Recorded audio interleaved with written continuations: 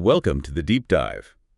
Today, we're really getting into an extraordinary collection of sources. Absolutely. We're pulling back the curtain on some fascinating stuff. We're looking at the hidden history of government engagement with UAP's unidentified anomalous phenomena, and also the very personal side, the experiences of a former CIA officer. Yeah, someone who is really on the inside. Right. So our mission here is to cut through all the noise, pull out the really important bits from these talks with an insider. Focusing on what seems real, what's been kept quiet. And what it all actually means for you listening in. And I think what's key here is the depth. We're hearing from someone who wasn't just, pushing papers. He was in the intelligence community. And he had his own experiences, too, which is, well, it's a whole other layer. Exactly. It's that blend of professional insight and, lived experience. Super rare. Okay, so let's start there with the insider's perspective. The main voice we're hearing from today is Joh Ramirez. And he's not just, any former government guy. Yeah. He was CIA, 1984, right through to 2009. A long career. Yeah.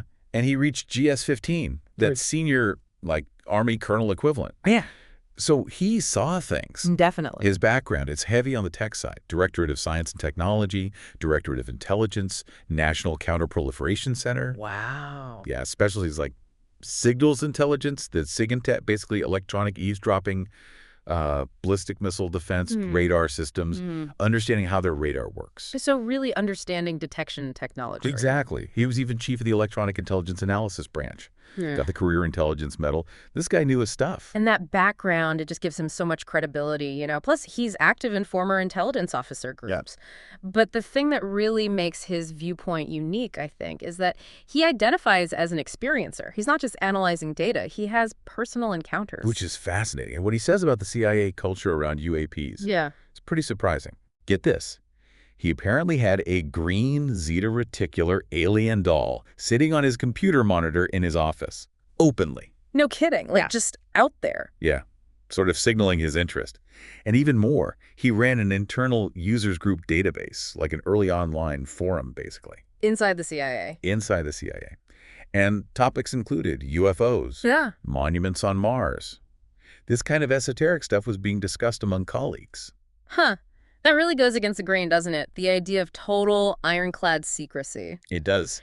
It suggests there was maybe this informal but definitely present interest in it all along. Less taboo internally than we might think. And it wasn't just informal chat, apparently. The CIA had, actual formal involvement going way back. Ramirez points out, when those UAPs flew over D.C. back in the 50s, the CIA's job was specifically to figure out what was going on, to explain it. So right from the start, they were tasked with the science of it. Exactly. It wasn't just, is it a threat? It was, what is it? From 1952 on, they were seriously studying UFOs. Which divisions? Specific ones. Office of Scientific Intelligence, their Physics and Electronics Division. These are the nuts and bolts people trying to understand the tech. Makes sense. And also the Life Sciences Division. They looked at how humans react to this stuff and potentially even had access to occupants. Whoa. Okay. Ramirez emphasizes the CIA's angle is science, tech, engineering. They just want to know how things work. Which contrasts with the DoD, right? Their focus is more threat assessment. Precisely. So the takeaway here is that the intel community's interest, it never really stopped. It's been this sort of continuous, quiet research effort for decades. A constant hum in the background. Yeah. Fascinating stuff. So, okay, if they were interested and potentially had the means, how are these things actually detected? Or maybe, why aren't they detected more often? That's the real question, isn't it? Yeah, and this is where Ramirez's radar background really comes into play. He clears up some big misconceptions. Right, like the idea that standard air traffic control radars pick them up all the time. They generally don't. Because ATC radar mostly relies on transponders, the IFF system, friendly aircraft squawking their identity, they aren't usually set up to look for skin returns. Skin returns. Meaning bouncing a signal directly off the object itself. Exactly, off the metal or whatever it's made of. To get that, you need different kinds of radar, maybe VHF or S-band phased arrays, and you need that skin return mode specifically turned on. Okay, that makes sense. But here's where it gets even wilder. He talks about radar blind zones. Yeah, the minimum detection range. Right. An object can be too close to the radar and just disappear, be invisible to it. Because of the way radar pulses work? And he suggests this could explain things like that famous O'Hare Airport sighting in 2006. Lots of witnesses saw it, but ATC didn't. So the tech was there, but the object was in the wrong spot, too close, or the wrong mode was active. It's kind of mind-bending. We might have had the capability, but our own systems, our settings, made them invisible. And that leads to this really crucial point about raw radar data. Aye. The raw feed, it captures everything. Signals that operators might filter out or just ignore on their screens because it doesn't fit the profile they're looking for. Even Dr. Kirkpatrick at AARO has acknowledged this, right? That the raw data has more. He has. See, radars are smart. They adapt their signals. But the filtering happens on the receiving end by humans. Humans prioritizing, say, a fast-moving jet or a missile. Exactly. And historically, slow-moving things like balloons or other weird stuff, they were often just screened out, filtered, ignored. Until recently. The whole balloon thing kind of forced a change, didn't it? It absolutely did. Suddenly, the military had to recalibrate, start paying attention to these slower, lower radar cross-section targets they used to just discard. So now they're actually looking at signals they used to throw away. Mm-hmm. And there are systems perfectly capable of seeing the stuff. Ramirez mentions the North Warning System, the replacement for the old DW line from the Cold War. Right, across Canada and Alaska. It uses really sophisticated radars, things like the FPS-117, which is apparently everywhere and very adaptable, and the FPS-124, the Seek-Frost radar, designed to just run unattended way out in the middle of nowhere. You sound pretty advanced. Oh, they are. Remarkable tech. But he makes the point that a lot of their capabilities is actually public. Defense contractors talk about them. The kimono is already off, as he puts it. Interesting. So the capability is known. And then you have Space Force. Their main job is tracking everything in orbit and beyond space situational awareness, SSA. Using the space fence. Right. Tracking objects maybe 50 miles up and further out. And guess what? They've detected anomalies, too. Things that don't fit. It's coming from all angles, then. Air, space. Yeah. And Ramirez had direct experience with this, didn't he, from his own career? He did. He talks about working on data from a specific Soviet radar system back in the day at the Saryshgan missile test site. Okay. What did it see? It tracked these domes of light. That's what the Soviets called them.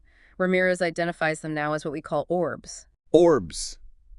Behaving intelligently. That's what he said. Tracked by military radar. So not just anecdotes, but actual technical collection. Wow. Okay, so there's this history of interest, improving tech, even direct observation within the military and intel communities. Right. Which brings us to the big one. Disclosure. Is the full story coming out? Yeah. Is it finally happening? Or is it still being, managed? Ramirez seems to think it won't be like flipping a switch. Not all at once. It's more like building bridges is the phrase he uses. Okay. Building bridges, like small steps. Exactly. And he points to DNI Avril Haines actually using the word extraterrestrial in a briefing as a really big step, a key part of that bridge. That was significant. Yeah. But then you have Dr. Kirkpatrick from AARO, the official UAP office, saying no credible evidence of extraterrestrial. Or even weirdly, oral technology. How do those fit together? Well, Ramirez has a really interesting take on Kirkpatrick's specific wording. He interprets no evidence they're coming from tens or hundreds of light years away, the standard sci-fi alien idea, as leaving the door wide open for something else. Something else like? Like ultra-terrestrials. Not aliens from Alpha Centauri, but maybe something originating here, from Earth. Here. Like the oceans. Or underground. Exactly. Deep oceans, deep within the Earth's land masses. Maybe they've been here all along. Which, if true, is, well, it changes everything. It really does. It moves it from visitors to cohabitants, almost. Right. And it begs the question, if that's a possibility the government is considering, why isn't that being discussed more openly? Good question. And speaking of things not being discussed, he brings up CUI-controlled unclassified information. Ah, yes. That designation they use for the balloon shoot-down info. Right. It's unclassified, but still controlled. Ramirez points out that control comes from an executive order. Meaning the president could just undo it. With a signature. Theoretically, yes, the power's there. And on that high-level front, he notes something else huge. The National Security Council, Jake Sullivan's office, is now directly involved in looking at UAPs. Why is that so significant? Because Sullivan reports directly to the president. That direct line, Ramirez suggests, gives DNI Haines the leverage to actually compel agencies like the CIA to share data with LRO. It bypasses potential roadblocks lower down. Okay, so maybe information is flowing better at the top levels now. Potentially. But Ramirez also acknowledges there are still big obstacles. Like what? Forces within the DoD, for instance, who might want to keep things classified, maybe for perceived military advantage.